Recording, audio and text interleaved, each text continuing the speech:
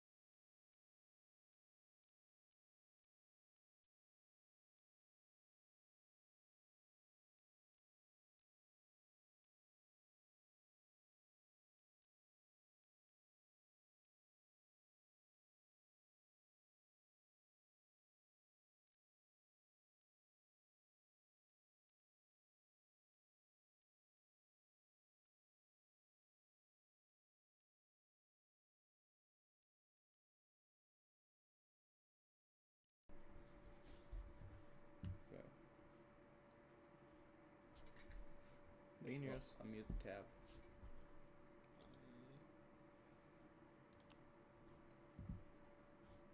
Okay, talk. Okay, we'll wait for one more.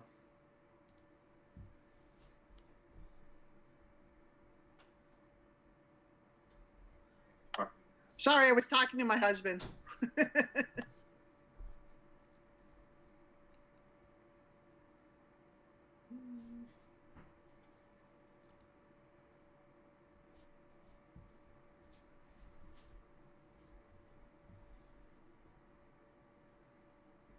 is 5 years. Won a notable award about us as we won the Inspire Award last year at state competition. All right, then does Sharon want to go? Sure.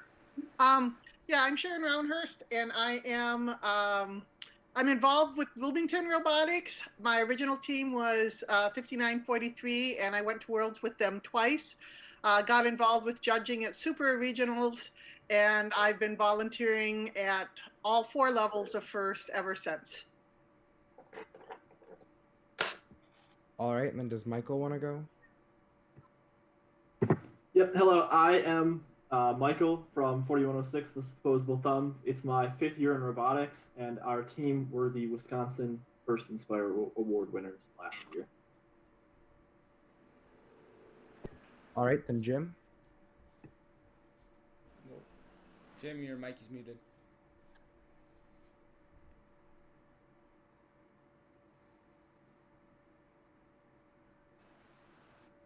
Is that better? Yes. Yep, Okay. that's better.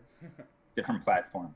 I'm sorry about that. My name is Jim Irvine. I'm been with robotics for quite a number of years now. I started out in FRC with Team 2175, the fighting calculators, and then moved over to FTC and have been a volunteer there. That's it. Okay. I'm Jack All right. Field. I'm sorry, I'm Jack Field. I'm associated with 4776 FRC team in Michigan, Scott Spots. Also started 4 FTC teams in Michigan, Team Chaos, Kilts, Crash, Kudos. We like the K things. I've been a judge for probably the last 8 years, been a judge advisor for past 5. I was a judge advisor for the Michigan State Championship last year, and I've also been a world judge for the last couple of years too. And if you have any questions on judging, I know Sharon and I can answer them because there are some new things this year in judging, like the judging, the notebook is now, there's a notebook and a portfolio. So if you have any questions on that, we both can answer those for you as well. All right, then we'll have Miriam go.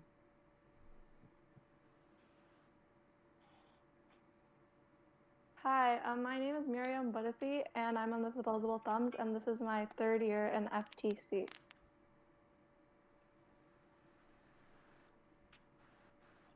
All right, and then Pink to the Future. Okay, well, we are Pink to the Future. I'm Anne Fleur. I'm Lisa.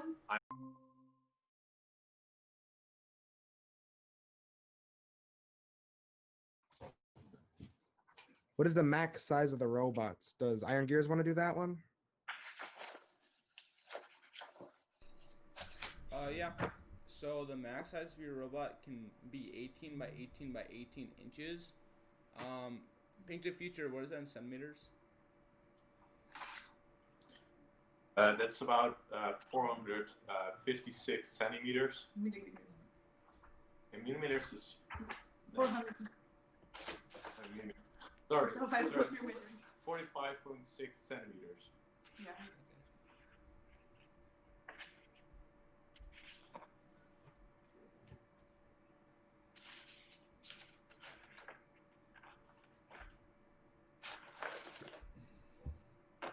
All right, Pink to the Future.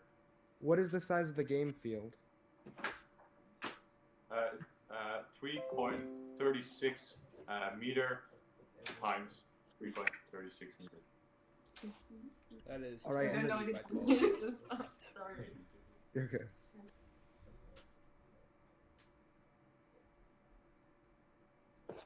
Supposable Thumbs. How many teams on an alliance? 2 teams per alliance. All right. Pink to the future, is it illegal to flip robots? Nope. Yeah, it's illegal to interact with robots. Yeah, so like if it happens on accident, it's okay, I thought, but you can't flip robots over. That's not legal.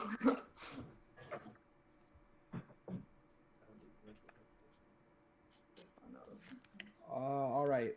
Iron Gears, what are the different types of events?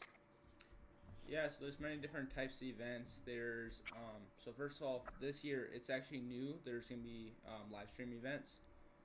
So basically you will be competing on your own field, and it'll be actually a half field that you'll be competing on, and you'll be basically by yourself.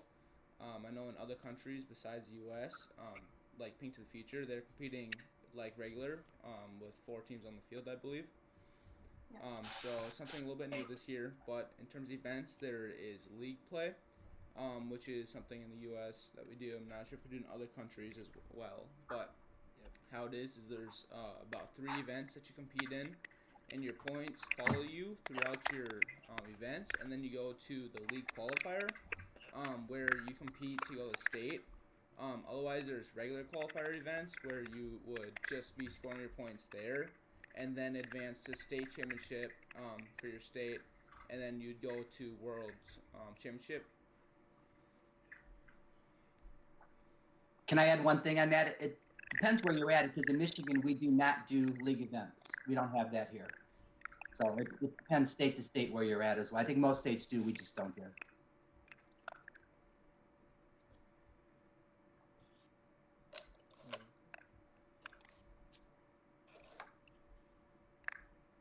Okay, so Supposable Thumbs, do you have any advice for rookie teams? Our biggest advice that we normally give rookie teams is just to read the game manual. I know a lot of the new teams last year showed up to qualifiers without a lot of information that they could have easily gotten if they had read both Part 1 and Part 2. So reading that, and then also seeking out a lot of the veteran teams in your area is another big thing. I know pretty much every team that's existed for a while is very willing to help anyone who has questions or needs help. So those would be my 2 big things for new teams.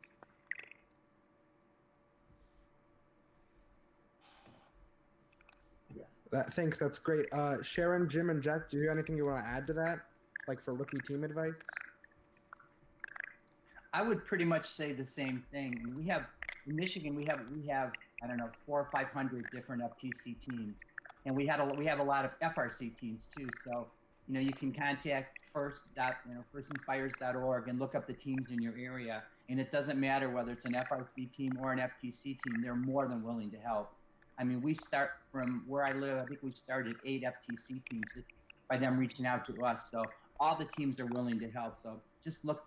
I would say look at, like, for us, it's First in Michigan, but look firstinspires.org and then do it by state. There's plenty of people to help. One thing I would suggest, and of course it's a little different for us in Minnesota this year, I normally tell a brand new team, go to the first possible event you can. Take your students. Are just like what phones can use, what motors can use, that kind of stuff. Yeah, the more general rules instead of like game on YouTube, you have game specific rules. Yeah, true.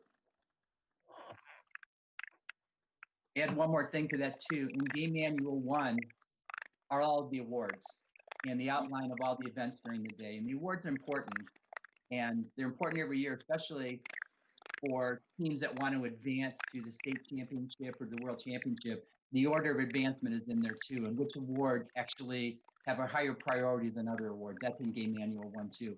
And the biggest thing is for awards, I know Sharon will agree with me on this one, is what you have to win an award. There's nothing worse than some team gets everything ready and they forget to put like their team name or team number on the notebook. It's so, I know you see you laughing, I've had that too. It's so depressing that you don't get to do them again, and they look at it and they, why didn't we win? Well, because you didn't have your number on the notebook, so our portfolio this year. So just little things. Make sure you read that if you want to win awards. And actually, for new teams as well, you advance more with awards in a competition than you do at the real field. Something else to think of too.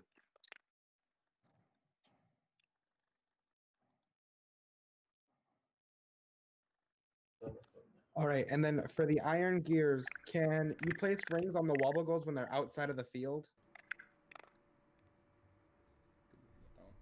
So you can place the wobble goals on the outside of the field only during endgame, and you cannot place the rings on top of the wobble goal once it's outside. You have to place it during endgame, only during endgame, inside of the field.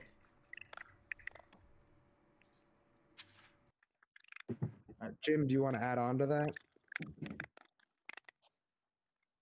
He nailed it.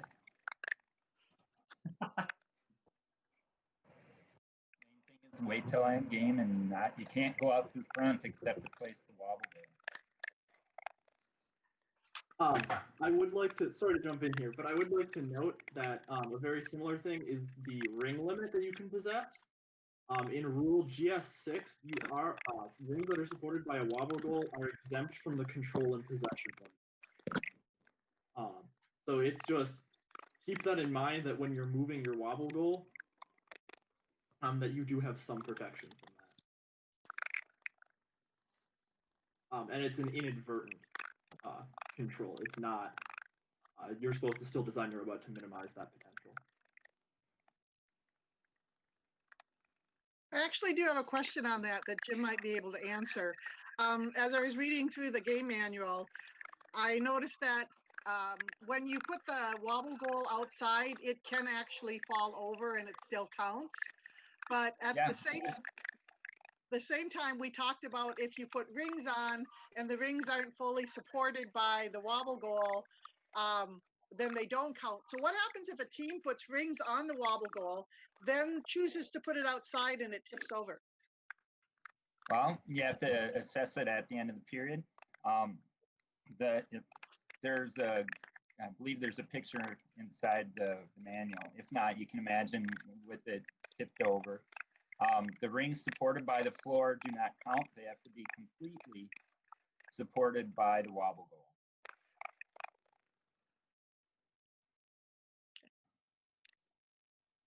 Thank you.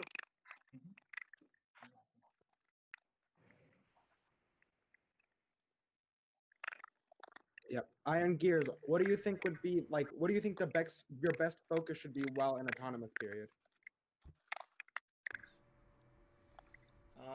So I mean, personally, we think it's going to be using Vuforia, sensing the stack of rings, and then placing the wobble goal, and either place the wobble goal and go back and park, or place the wobble goal and place rings into the lower goal.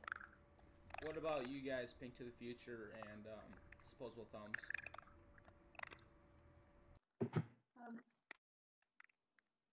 Yeah, I guess today we had a brainstorm session and we came to the same conclusion. Especially now, I think you want to concentrate on the wobble goal because that's a lot more like easy points. Yeah, those are like, and that are a lot of easy points to get, and if you want to shoot and such, that's a lot of like it's very hard to do. So if I was you, I would concentrate on the wobble goal first. Yeah, I agree. I know for the supposable thumbs, the wobble goal was the primary goal, and then also parking is a super easy objective that you should be able to do every game in addition to that. So we're planning on focusing on those two things first, and then being able to shoot either the power. We thought the power shot was going to be very hard in autonomous. We decided to wait to work on that until we had basics for our autonomous done.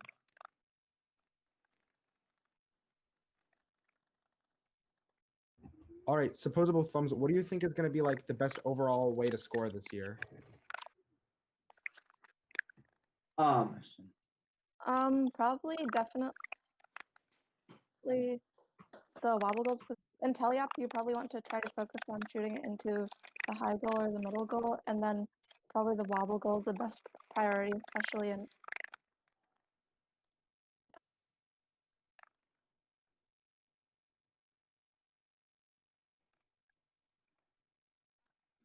I expect to see a lot of flywheel robots that will collect 3 and just shoot 3 rings into the high goal on a cycle of like 10 seconds. I would expect to see something like that at Worlds, no problem.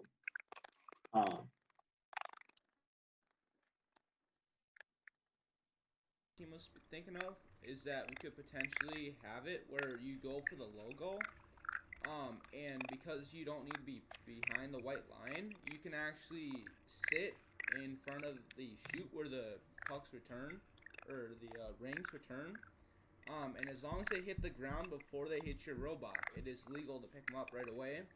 And so if you do efficiently enough, you could potentially be picking them up right at the chute, score them in logo, and have your human player dispense them back to the game very quickly.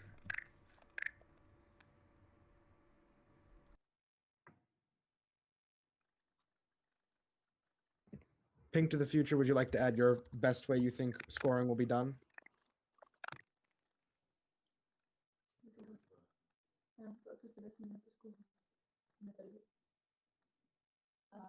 Well, the best way to score, I think, would just focus on automatas and endgame.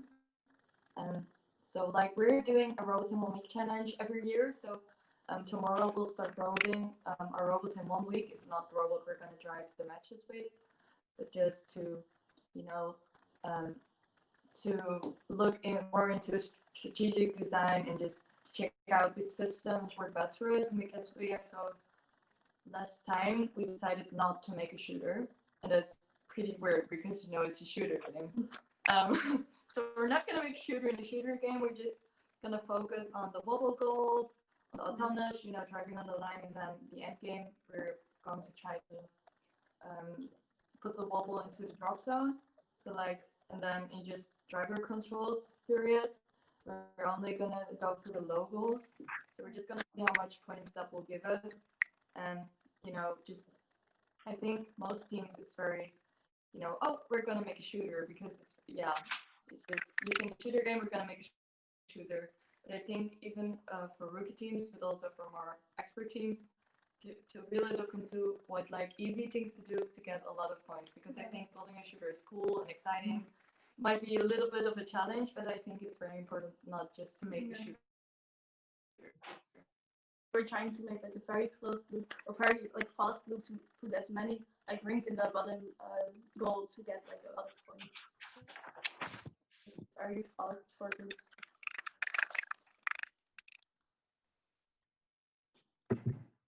To kind of bounce off of that, I believe it was 2 years in Rover Rocket. That year, the whole thing was picking up stuff from the crater and putting it in the lander. But because of the autonomous in the endgame, there were teams at I know we competed in the West Virginia State Championship.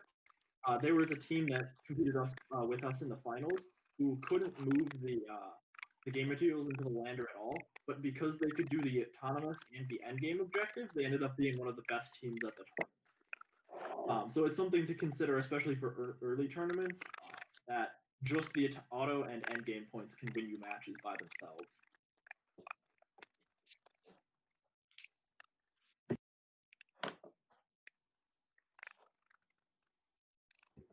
All right, and then supposable thumbs, like Michael specifically, you said earlier that you think you're gonna see a lot of teams with a flywheel. Are there any other ways you think teams are gonna be able to throw rings into the top goal? I think we'll see a lot of flywheels.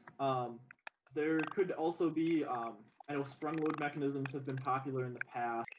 And it might be worthwhile going back and looking at some of those videos for teams to get different ideas of what worked there. The rules are slightly different, so you can't, we had one team here in Minnesota that literally sat by their feeder station and shot they were actually Frisbees across the field.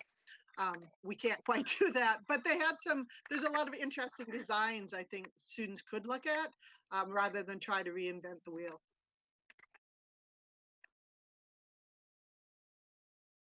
Robots is going to be important in this year as they've been shooting discs in many of their game challenges.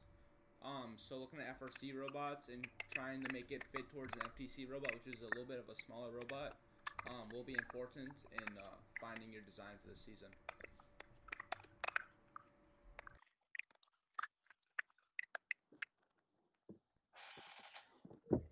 All right, Iron Gears, how would you suggest, where do you think you should start with programming your autonomous? So first we would start with just using Vuforia, probably be backed up on the line while holding the wobble goal, and then with a camera with either our phone or an external camera, using the control hub, we would scan the rings and see if there's 0 rings, 1 ring, or 3 ring, or 4 rings, I mean. And we would go to place the wobble goal in the A, B, or C, and then we would place we would either shoot our rings at the shot goals or just into the lower goal.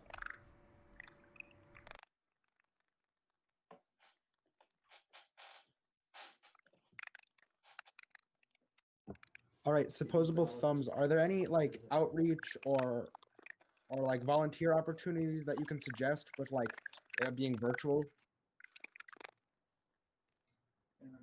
With everything being virtual, probably the biggest thing that teams will need help with is mentoring, especially like rookie teams. So it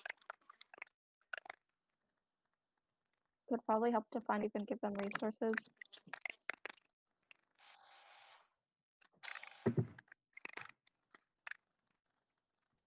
In addition to just creating resources, it's always a good thing. I know I'm not going to say anything specific, but there are a lot of just volunteer opportunities in your area despite the pandemic. You just have to look out for them if you're looking for something that's not necessarily like mentoring or something like that. But creating resources and trying to switch over a lot of your stuff to be able to talk to people and share first virtually or in like small groups or stuff like that is what we're focusing on this year.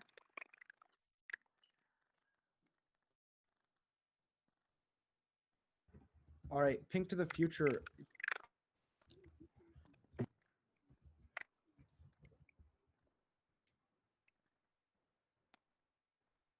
Sorry, we didn't hear your question. We had some technical problems. Oh, sorry, I think that was me. Can the robot move with both wobble goals? No. You only can control one wobble goal at a time, I thought. Yeah, so you can like control them. You could like move them both in one game, but not like both at the same time. So you should like write 2 times.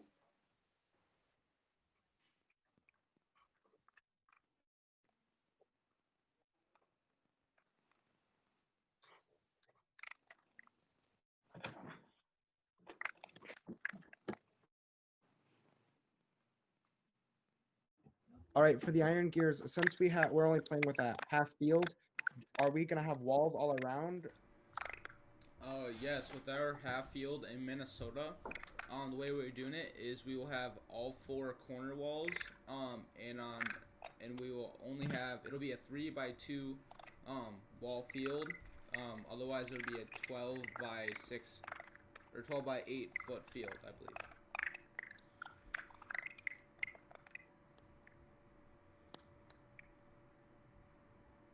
Did you unmute me?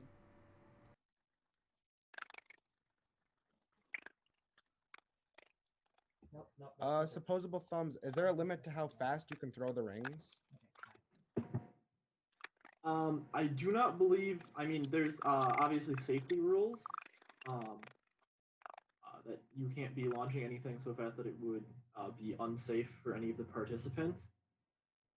As for the actual rings, they are considered controlled from your robot until they hit something. So either they get in the goal, they hit the net, they hit the playing field. And with the 3 ring possession, you can only have 3 in your robot or in the air before they hit something. So that's going to be your big limiting factor to how fast you're able to shoot. All right, Pink to the future. Are the power shots reset as soon as they're scored, or like at the end of each period? The human player has to reset the shot after the autonomous period. So because they don't have any point during the tally up, or like at least in like the 2 minutes or the 1.5 minutes, you reset them after like the autonomous period.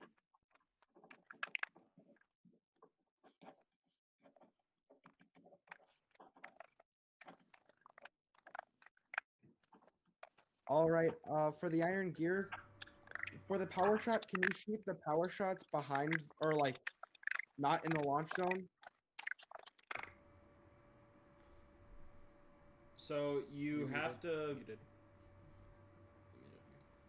You have to be behind the launch zone line to shoot the power shot goals, and you can shoot them in autonomous.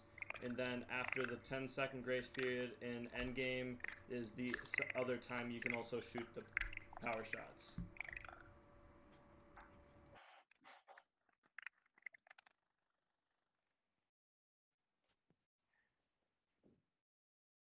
You can shoot the power shots starting at the beginning of endgame. It's the 10-second grace period is for resetting them.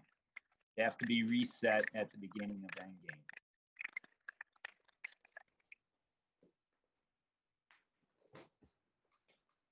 For supposable thumbs, for the virtual competitions, will we be having a center goal?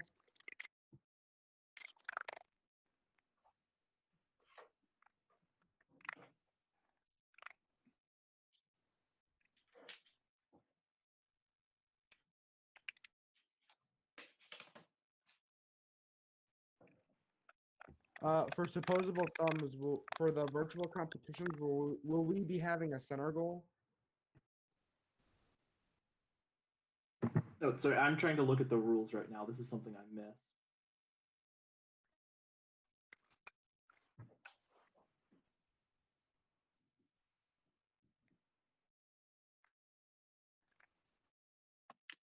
What are you defining as the center goal? I was confused on that. Like the middle one, like not the bottom or the top. Like, because on the diagram, it shows the middle one being the other teams. So for the virtual competitions, it's more asking like, will we have that at all, or? Jim, do you know the answer to that? You're looking at it too? Yes, the center goal counts for the remote tournaments. Even though it's, let's say you're a blue alliance, you're a red alliance, the center goal is indicated as being blue, but for remote events, that is a valid red alliance goal. That's in the game manual part 2, in the definition of what's in the goal.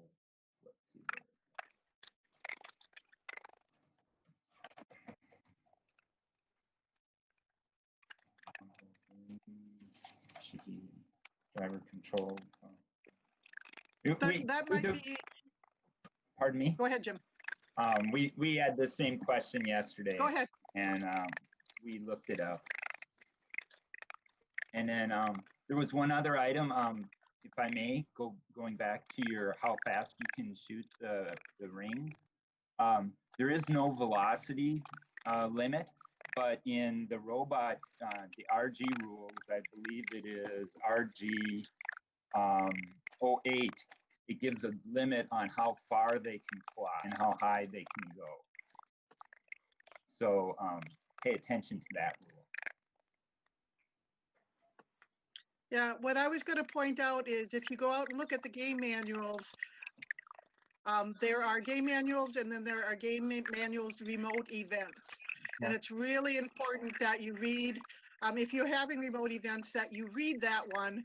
But I also recommend the other because hopefully that we will be seeing everybody at Worlds. And at that point, you would be playing the regular event. And you'll need to know the difference for that for your robots. Yeah. To go off of what Sharon is saying, it's a slight difference between the traditional event rules in section 452 regarding autonomous scoring and the remote events. It's you read them real quick, you'll think they're the same, but regarding the tower goal for the remote events in 452, it says each ring that enters a low, mid, or high goal earns points, and it'll say in the traditional event for that robot or something that. The other team gets the points. That's correct.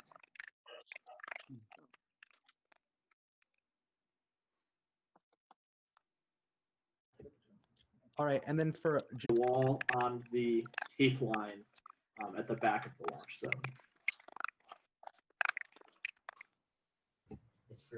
all right, and then Jim, can you explain the dice roll and how that will impact the game? The dice roll will, it's as far as I know, will be as part of the scoring system, the field management system. What happens is if you roll a 1 or a 4, they'll put no rings in front of the starting lines. If there's if you roll a 2 or a 5, they'll put 1 ring in front of the starting lines. And if you roll a 3 or a 6, you'll get 4 rings in front of the starting lines. And what the number of rings correspond to which target zone the wobble goal needs to go into an autonomous so that you can get the autonomous points. And a little side note on that, that the wobble goal has to be completely inside the target zone. So, for example, if you have 0 rings, it'll go into target zone A, 1 ring, target zone B, and 4 rings, you'll go into target zone C.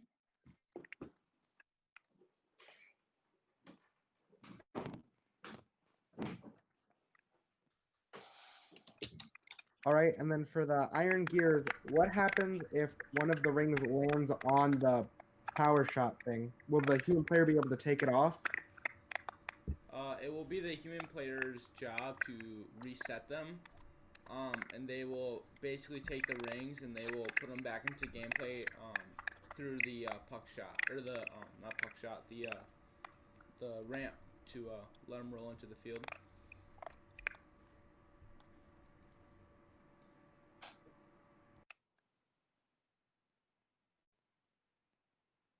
For supposable thumbs, what are the does the power goal points scored, or can you score power goal points on teleop? You mean the power shot? Yeah. Yeah, so the bars, you are not, or you do not get any points for hitting them until endgame.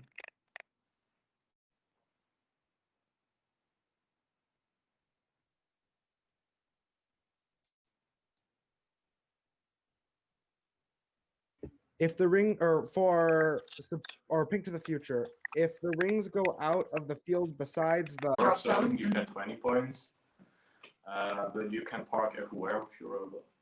Yeah. So just tell after the timer goes, and then you can just drop everywhere,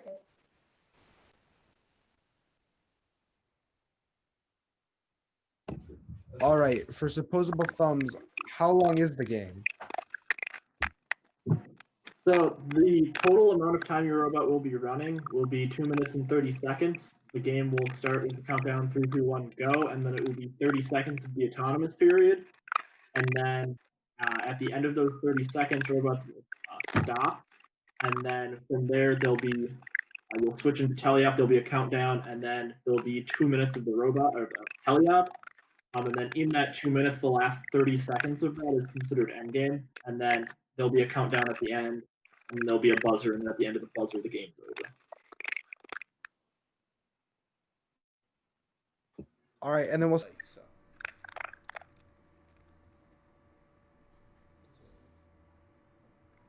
So, All right. One of the examples that one of our competitions last year, another team's I think switch was illegal, and we were the only team that was there early in the morning. So then they asked us, and we were able to give them a legal switch so then they could actually participate in the competition during the day instead of having to drive an hour back to wherever they were practicing at and try to find a legal switch.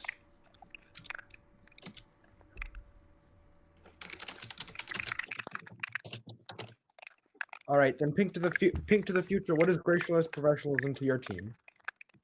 Well, mainly everything, I think. Oh, wow. I mean, gracious professionalism for us is what makes us connected, what makes the first community such a nice, open-hearted community. Because, like, it doesn't matter if you're at FLL Junior or FRC, everyone is just gracious to each other, and I think that's so beautiful. And like when we were at Worlds, it's just like you're just friends with everyone, and it's just so important to be gracious, to be respectful to each other. And sometimes when the matches are getting, it's getting serious, and everyone's a bit nervous, it's so important to still stay gracious towards your referees and everything. And sometimes that can be difficult, but I think gracious is just what makes it such a nice competition. Yeah. Yeah, like if you're gracious, it makes the competition better for everyone around you, but also for yourself, because when you're like nice to everyone and like you have to remind that like maybe you're playing against the teams, but you're like together in this competition, so you have to be like nice and like work together to get like the best day possible and to get the best competition possible. So that's what gets like makes it fun.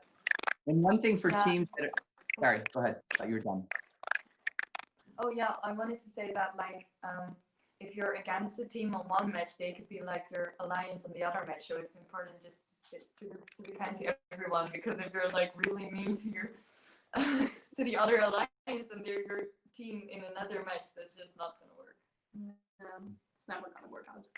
And one thing too, when you submit your video judging, make sure you mention video, some sort of gracious professionalism, an example your team has done, or what you think it does, because as I said, that's the embodiment of first, and that's a requirement for any award. I mean, it's easy when you're doing in-person judging, but if you're going to be doing remote judging, give an example of what you've done as a team. That's really, really important, because there's nothing worse than getting in front of the team as a judge and you ask what gracious professionalism means, and you see blank stares. So have some. I see Sharon, you're laughing. That's happened to you before. So make sure you have some example, or just an example or an explanation what it is, like you would just ask right there. And that's for the new teams that are listening. Make sure you come up with something. It's vital important. And as I said, it's the embodiment of first. It's what all of us do. It's what all of us believe in.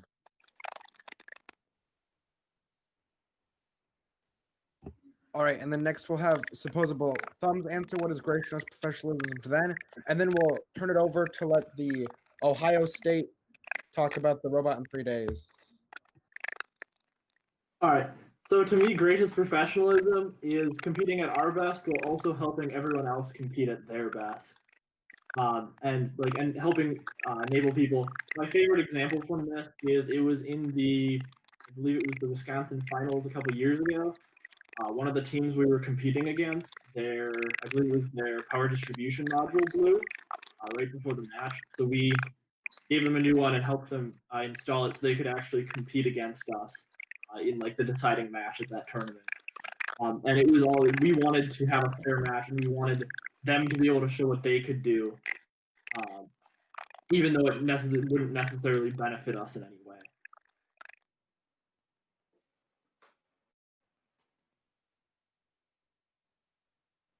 Yeah, gracious professionalism is so important, because without, like, if we didn't have that, the first community wouldn't be so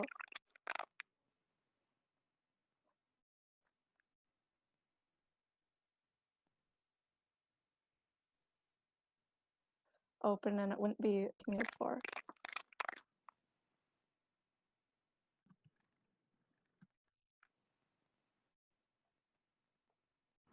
All right, so we have some special guests from Ohio State, their first alumni team. You guys just want to like introduce yourself?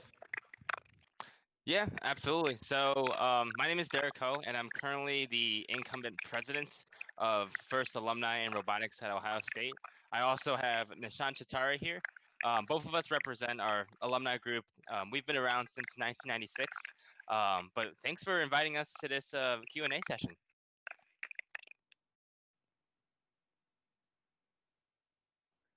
Yeah, no problem. And we're just gonna jump right in with some questions. So, what was your first impression of the game challenge? Nishan, you're muted. So to me, this is kind of like the most FRC-like I've ever seen an FTC game. I don't know if I'm sure you guys have heard this stuff before, but I mean, like, I haven't seen a game this intricate in a long time, and everyone's looking towards 2013 seasons of Aerial Assist as inspiration because it's like the closest that you can get with frisbees and all that stuff, and essentially the exact same thing going on. But I think it's going to be a really great game. Uh, Either if you're going to be if you're fortunate enough to be with other teams, or by yourself, I think it's going to be an extremely a challenging competition as well. So I'm pretty excited for the next couple of months. Or actually, more like 11 months until we get to champions in August. And I have the exact same thoughts as Nishant here. It's very similar to, if you look at previous FRC games, Ultimate Ascent and Aerial Assist, it looks very similar. But I'm super excited to see what every one of your teams accomplishes this year. And we're also super excited to assist our teams here in the local Ohio region as well. All right, and then the next question is, what do you think is going to be the hardest part of autonomous? Hardest part of autonomous, I'd say, looking at all this different tasks that you might need to do or might want to accomplish, I'd say the tasks essentially throughout the entire game are very similar, in which you need to be extremely accurate with the way that you're launching uh, your rings.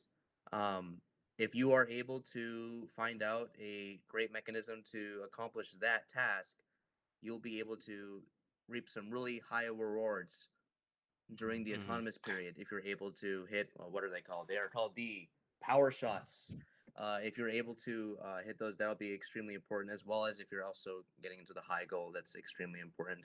I feel like that's going to be the hardest part, figuring out the vision, figuring out all the mechanics that go behind trying to create an autonomous that not only looks at your rings if you decide to go for the wobble goal, but it effectively and efficiently shoots all three of the power shots or into the high goal. So that's going to be, I think, the hardest to be doing in autonomous. If it's already difficult to do while you're driver control, it's going to be really interesting to see what happens there. Yeah, and just to add on, like, there's definitely a lot of room for error. Like, not only the power goals, but just the entire game. Has it focused in so much as that robots can shoot and score points for the opponents, and that's something that for every game specifically, this game is something that your team should definitely look towards and make sure you tune those mechanisms properly as we move on. All right, and then the next question, is there any part of the game you think will be overlooked? Overlooked.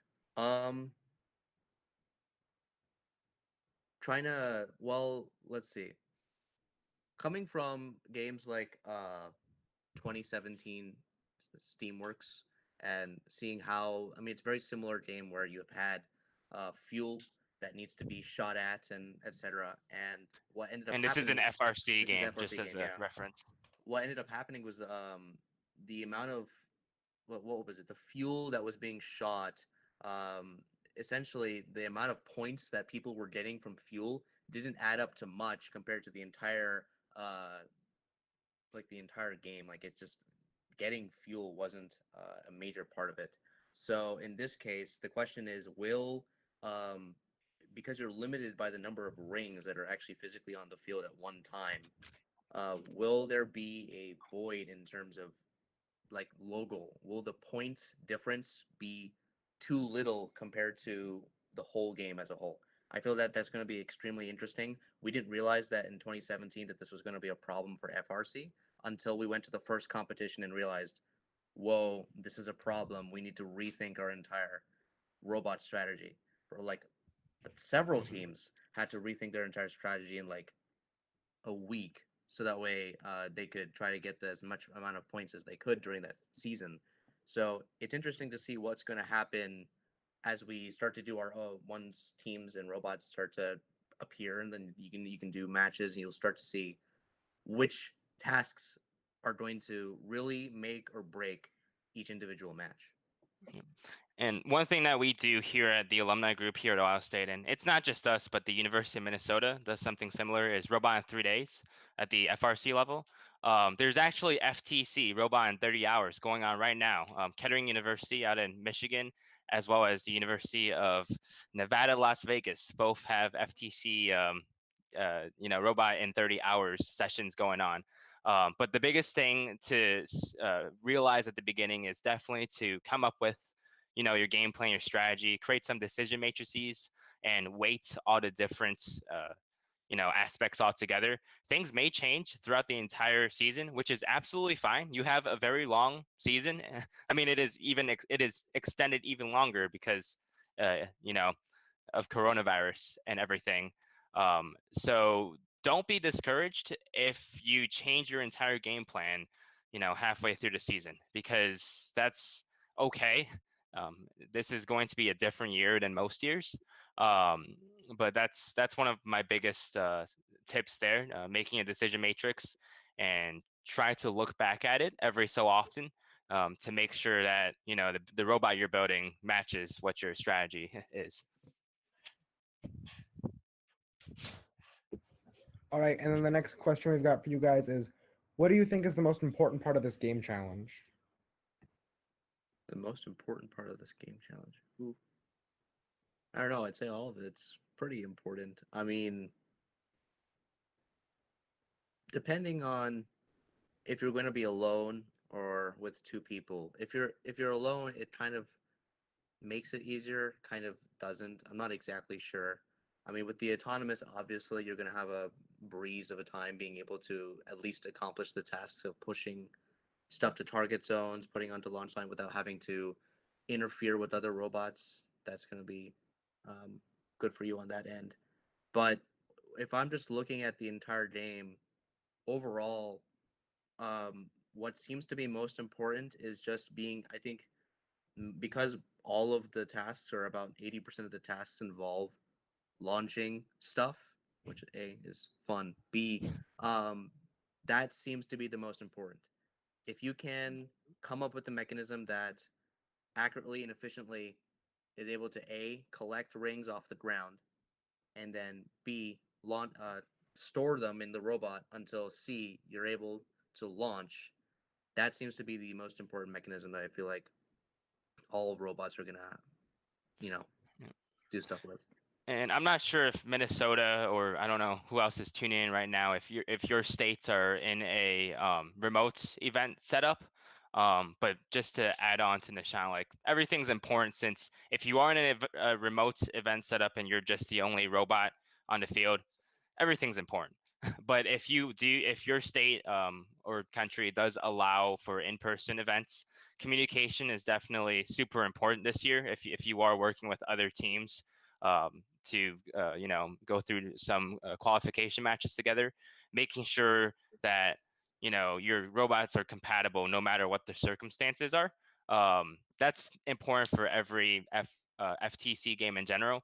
But since most events are run remotely, here in Ohio, everything's remote. So everyone just has to record and film their robot session running. Everything's important. Right, and But to add on to Derek, what happened in our FTC teams in Ohio, they decided to do kind of like an informal pact where they would share the videos of all the competition, whatever you decide to send to the competition, that they try to publish all of those, so that way teams can see how other teams are doing stuff, and instead, and kind of alleviating the fact that you're not actually in a competition, you're actually able to see what all the other teams are doing in that time. So that's going to be that was a great idea. So I'm really happy to see that going forward. And what team do you coach, Nishant? Oh, I coach FTC team 14320, the Antidote. We're from Columbus, Ohio. So. Yeah, and similar. I mean, once again, robot in 30 hours FTC, or any robot in 3 days challenges, they've got like starting material, especially for rookie teams out there. But if your team's up in Minnesota or anywhere around the world would like to collaborate, like you've got a video camera, and throughout this entire season, we don't want to be alone through this process, and that just goes back to gracious professionalism and cooperation. Like, this is amazing that you guys are putting Mm-hmm.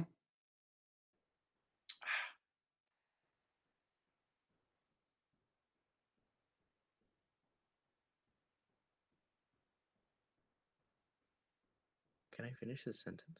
Yeah, go ahead. Yes. Essentially, it's the exact same thing he's trying to say, right? If you're trying to be as together or close as possible, having this event is step one in doing this.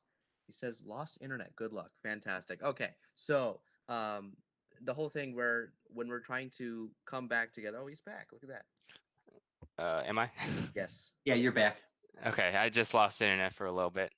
I think I was just saying, make sure to not end here. Continue collaborating. Send those videos to every other team, and just kind of go from there.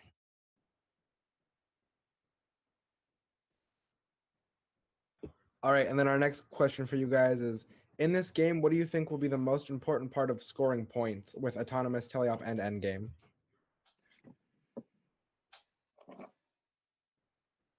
So you can break it down into stuff that's obviously easy, medium, and hard to do. I mean, each team is going to have different abilities and different things that they deem as being easy, medium, or hard for them. I mean, stuff that's should be simple is obviously stuff like parking on your launch line and then being able to just go forward and drop stuff into the low goal. That stuff is easy. If you are a rookie team and you're just starting out, um, even getting autonomous to work is a tough spot, right? So being able to at least find those accomplishments that are easy to do, such as parking on the launch line and then like going forward and shoving all of your rings into the logo, that's some serious stuff that is an accomplishment for rookie teams, especially. For more advanced teams, I mean, can we get better vision? Because vision is going to be the thing that tells you what specific target zone that you're going to be pushing the wobble goal to. So that's going to be something important.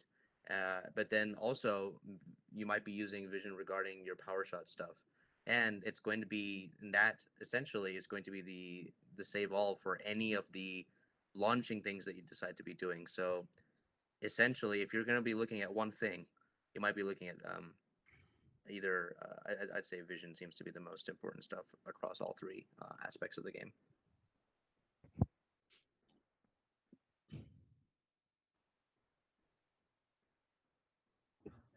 And then what is your guys' strategy gonna be for like scoring points? I can speak to our team. We've done several meetings since yesterday. Um, our initial goal is to, I mean, right now what we've been doing is just we 3D printed a ring because we unfortunately don't have any available with us, just to be able to check out how that shape works, if a torus works in, flight, essentially.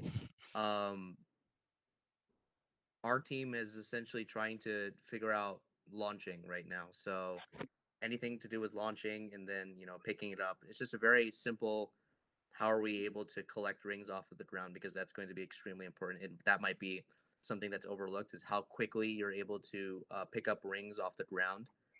um, so we're working on just being able to hold and throw and launch rings with us. And I personally don't mentor an FTC team, but I think Nishant has that question down.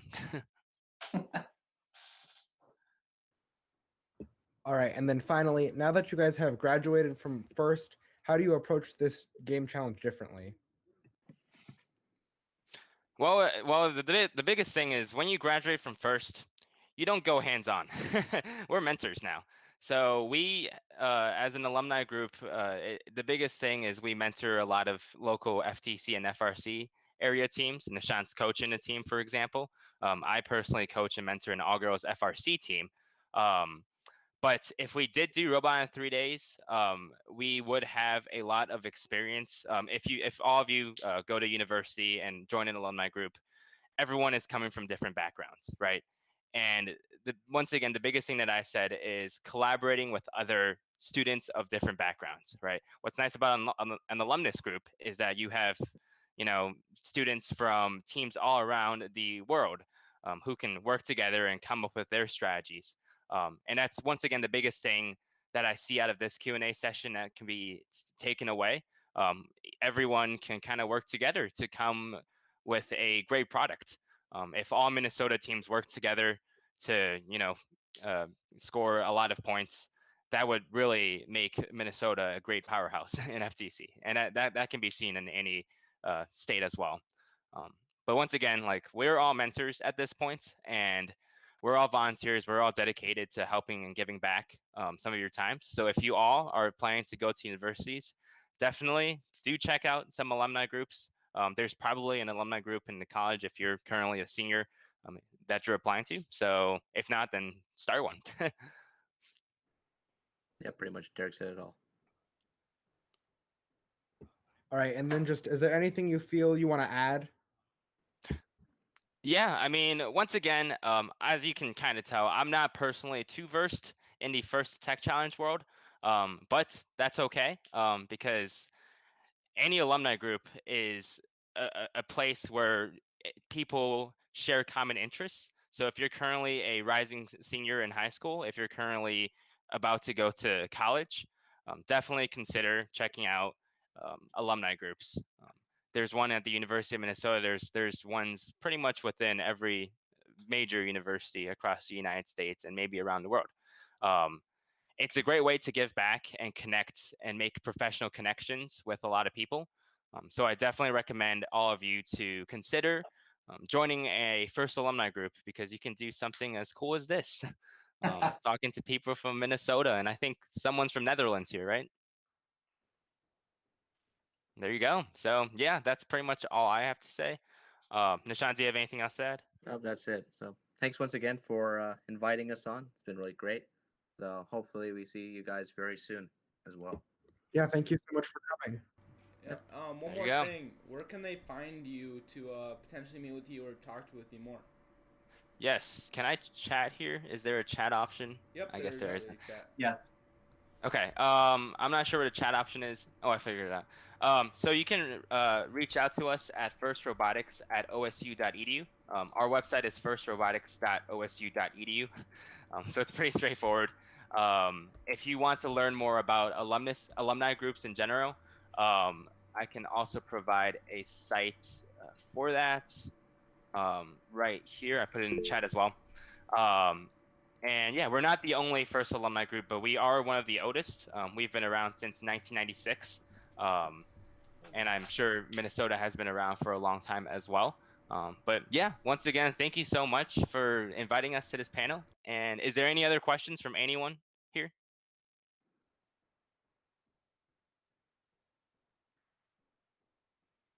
Sweet. All right. Well, thanks, guys.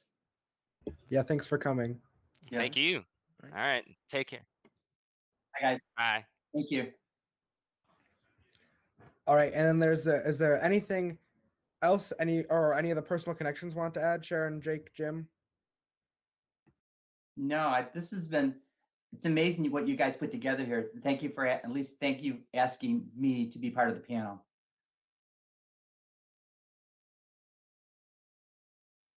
I'll echo that. It's been good.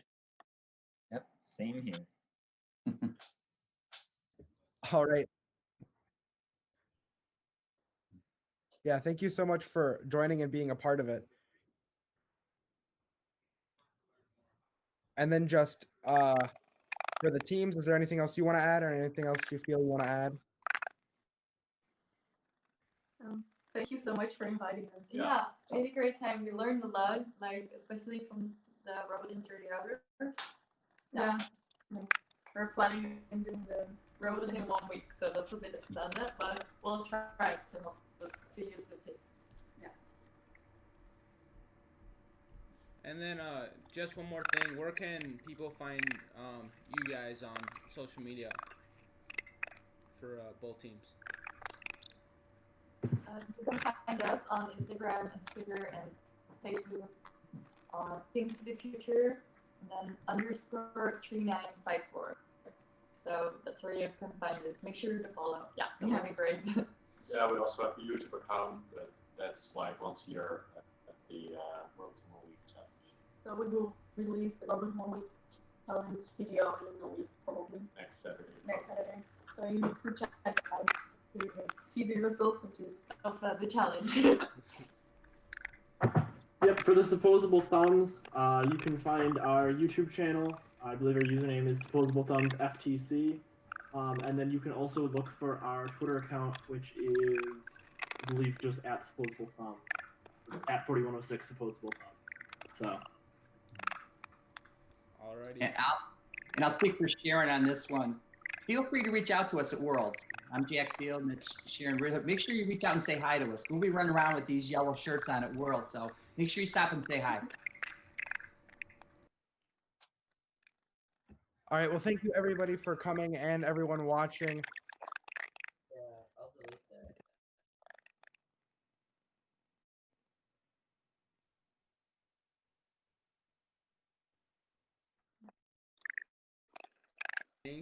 Thank you everyone for watching. Thank you everyone for attending. And we look forward to doing this again sometime soon.